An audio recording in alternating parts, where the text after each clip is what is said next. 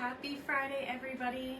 Dr. Aryn with Inspire Life Chiropractic Center doing my Friday flow, which is something that I'll be doing most Fridays. I missed you guys last week, but I'm happy to be here today. So I spent the morning actually listening to a pediatric chiropractic summit, which is a free offering that they have right now, which is amazing because it's so many brilliant minds within the pediatric community, chiropractic specifically, sharing their wealth of knowledge. So I just feel very grateful that that's something that's being offered for free that I can just kind of tune into whenever I have the availability throughout this weekend. So one thing that I really wanted to talk about, inspired by said pediatric summit, is some things that you can look for to know, like, does my kid or my baby, do they even need a chiropractor?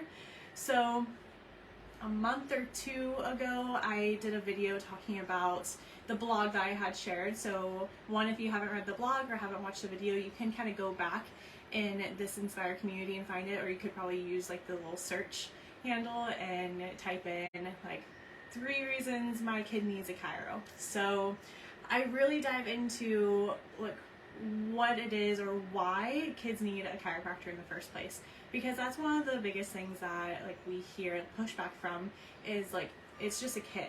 They don't have back pain. Why would they go to a chiropractor? And the thing is that there's so many things neurologically going on that we want to support kids in their development with.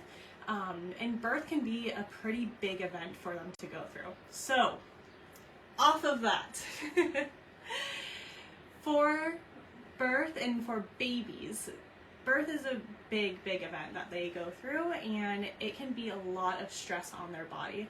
Whether it was deemed a traumatic birth or not, it's just a lot of stress that they now get to adapt to. And us as chiropractors, we love to help people become better adaptable. So some of it's an acronym, JET syndrome. This is something to look for in a baby to know, are they adapting to the stressors, or do they maybe need some nervous system love? Should I take them to a chiropractor? So JET stands for J, jaw.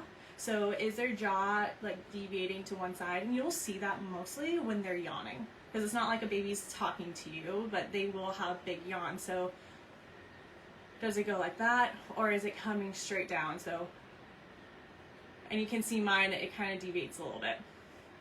Kind of funky, but it is what it is. But that's a sign that there's neurological compromise and that there's additional stress and tension in the upper cervical region, because all those muscles that come around and connect to the jaw. So E is for the eyes. So for babies, you can tell sometimes, is one eye bigger than the other? So is this eye huge and this eye is a little bit more squinty? Another thing to look for. The eyes are amazing because they are the most external organ that we can get. That's really a window into how the brain is functioning. And then T is going to be torticollis. So is the head turned and tilted to one side?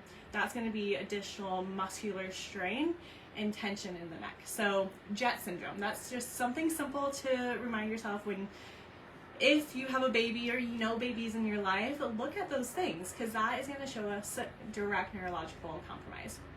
As kids get older, they go through a developmental trajectory, and there's additional stressors in their life. And here's the thing, kids don't show stress the same way as us adults do. I listened to another video talking very immensely about this, and we know when we're stressed. We might start doing different things. We might start watching a lot of television. We might be scrolling on our phones a lot. We might feel our heart rate kind of increase a little bit. We might lean towards those junk food sort of items. Those are some signs of stress. But how do we know that a kid is stressed? So this is what I love to kind of dive into and help parents understand. Kids are going through big transitions right now with school to summer, and that in and of itself is a stressor on their system. So that transition period, are they getting a little bit more antsy or acting out with bad behavior? That's a sign of stress. They can have sensory processing sort of thing. So maybe the crunching of a grape is very triggering to them, and they kind of break out with emotional sort of behaviors. Another thing is clumsiness. Are they falling all the time or getting hurt all the time? That's not normal. So like I grew up and I was like, I think I have magnets on my hips because I'm just like hitting everything.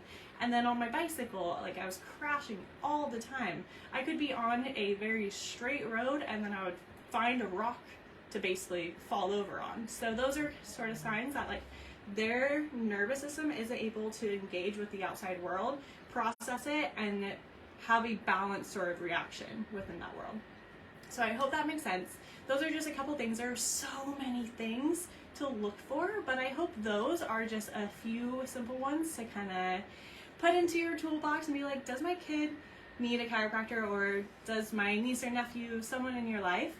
Because we want to help the kiddos adapt so they are going into life the most authentic version of themselves and not having to deal with these issues and be 30, 40, 50 years old with other issues because of all this embedded rootedness. So bring your kids in to see us. I hope this helps. If you have questions, put it in the comments and let me know what you're doing this weekend. I think I'm gonna head up to the North Shore. So I'm gonna go continue packing and I'll talk to you guys next week.